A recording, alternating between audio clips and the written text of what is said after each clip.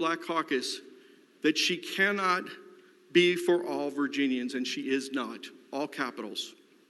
These are insightful words.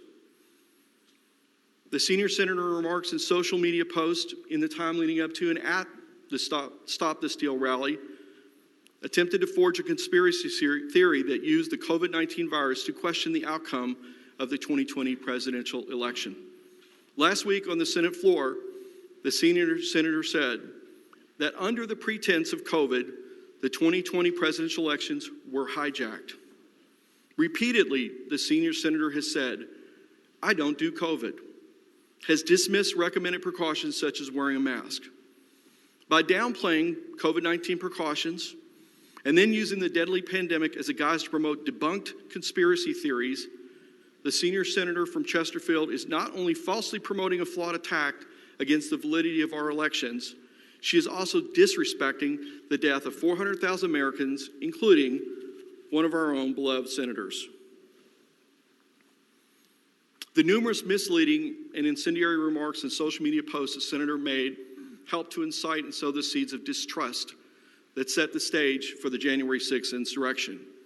On the morning of January 6th, the senior senator from Chesterfield spoke at the Stop the Steal rally in Washington, D.C., the rally which was led by President Donald Trump. Specifically, the senior senator told the crowd at the Stop the Steal rally, quote, "The 2020 presidential elections had been stolen." She falsely claimed that the Second Amendment rights had been taken away from citizens in Virginia. She reiterated her opposition to mask wearing, blaming COVID-19 propaganda, as she called it, for spreading socialism and the virus being biological warfare from China. She said people are tired of being told what to do. They deserve to have the choice to wear a mask or get a vaccination. We will not allow an oppressive government or governor, and we are here today to stand with President Trump to openly contest this election, which we know was stolen from the people of the United States of America. The allegations the senior senator made to the crowd about the 2020 presidential elections have been dismissed case after case around the United States. And as a gun owner myself, living in Virginia, I can personally tell you that Virginians continue to have the right to bear arms. In another video, which was filmed the evening of January 6, 2021, the senior senator thanks everyone for coming out and supporting our president. She goes on to say, when a government comes after a constitutional right, we have every right and reason to resist. And resist we did. Words have consequences. As elected officials, our words also have the power to lead others astray. Words can incite, words can lead to action, and they can lead to tragedy. To put the scale of the insurrection into perspective, 6 people died in the insurrection. 5 at the day of, 1 suicide, which was related afterwards. This is more people than died in the attacks against the United States Embassy in Benghazi. 2 police officers died as a result of the insurrection.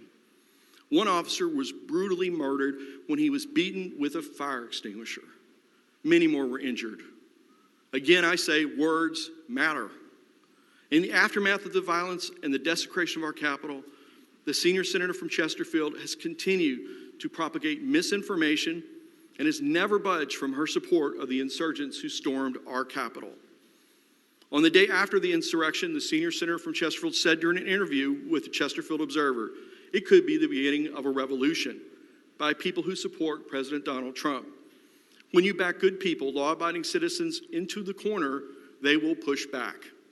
When you give them no other options, when you cheat them of their elections, when you take away their constitutional rights and freedoms, you're backing patriots like myself into a corner.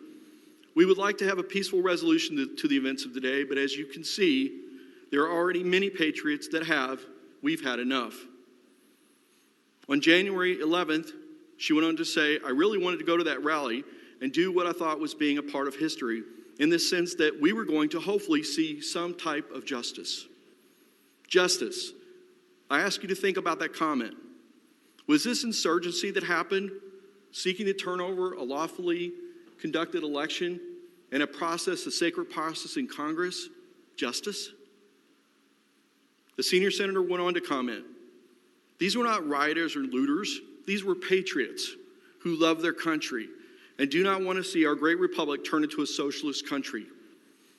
The insurgents, who the senior senator from Chesterfield refers to as patriots and heroes, included people who were offensive and racist attire, people who wore anti-Semitic shirts, these people who vandalized and looted our Capitol, and many who came to the Capitol armed with pipe bombs, Molotov cocktails, spears, assault weapons, stun guns, and even zip ties, which were intended to be used to detain senators and congresswomen. So I ask, were the patriots and heroes the senior senator from Chesterfield that she's referring to, are these the same people who attacked D.C. Metropolitan Police Officer Michael Fanone? While he was valiantly defending our Capitol, he was attacked by insurgents. He was forced to the ground. As he laid on the ground after being tasered several times in the back of his neck by the insurgents, he was defenseless. Insurgents then took his spare ammunition, ripped the police radio off his chest, and even stole his badge. All the while, Officer Fanone bravely tried to fight off the insurgents who were trying to take his gun, as he heard them screaming out, "Kill him with his own gun.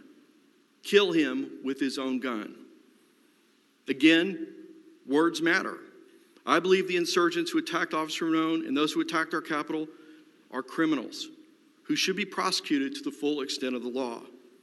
Last week, we heard the senior senator from Chesterfield say, "It was a great honor to speak at the January 6th Stop the Steal rally in Washington, D.C. A great honor. Let's be clear, speaking at the Stop the Steal rally and the role that the senior senator from Chesterfield played helped fuel the fires of insurrection. The comments and actions of the President of the United States that have led to his impeachment, and the comments and actions of the senior senator from Chesterfield in many ways mimic the president. Her actions must also have consequences. On the floor of the Senate, we also heard the senior senator from Chesterfield continue her campaign of misinformation and falsehoods that have been widely debunked and been unsuccessful in 54 courtrooms throughout the United States. On January 14th, this is only 5 days ago, after the elections had been certified, in a statement published in the New York Times, the senior senator from Chesterfield maintained that President Trump might still be sworn in on January 20th, and that Republicans who blocked the alternative plan would be punished by the president's supporters. As a result of this large pattern of misinformation, social media site Facebook banned her from posting.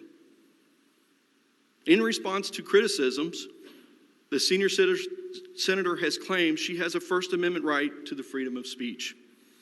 In our great country, all of us have that right. But let's be clear, that right's not absolute. Freedom of speech does not include the right to incite actions that would harm others. Shouting fire in a crowded theater. Numerous courts have found that common limitations or boundaries to freedom of speech include libel, slander, obscenity, pornography, sedition, incitement, and many other specific cases. These general limitations are often known as the harm principle. In the matter before you, I argue that great harm was done to our country and the reputation of the Virginia Senate.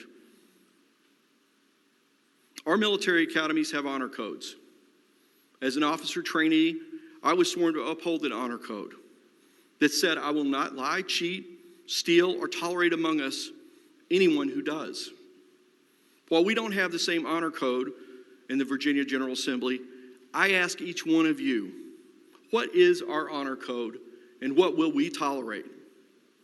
The Treason Act of the United States says whoever, owing allegiance to the United States, levies war against is guilty of treason and shall be incapable of holding any office under the United States. The Sedition Act of 1798 says, if any person or persons shall counsel, advise, or attempt to procure any resurrection, riot, unlawful assembly, he or she shall be deemed guilty of a high misdemeanor. In closing, I return to the question I asked you at the beginning of this presentation. Did an insurrection occur on January 6th? The answer, unfortunately, is yes. More than 125 people have been arrested, many charged with this very crime, and many more are still being sought by law enforcement. Did the senior senator from Chesterfield play a role in inciting the insurrection by speaking before and at the events of the day on the day of January 6th? She did speak at the rally. She made misleading comments which helped to flame the fires of distrust.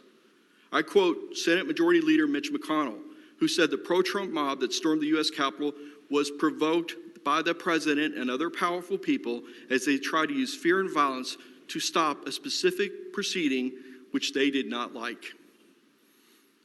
Did the senior senator from Chesterfield's statements after the insurgency support those who attacked the United States on January 6th?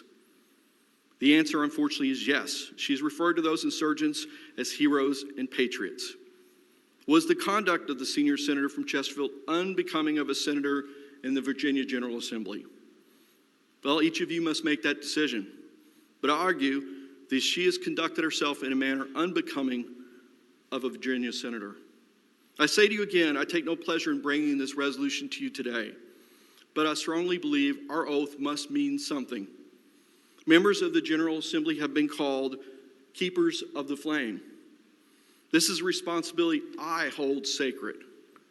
As Virginia senators, we must be held accountable for our actions and our words, and we must be held to the oath we all swore to uphold. As senators in the body, we must be held to a higher standard. And I believe the numerous comments and actions by the senior senator from Chesterfield violate her oath of office and are unbecoming of a senator.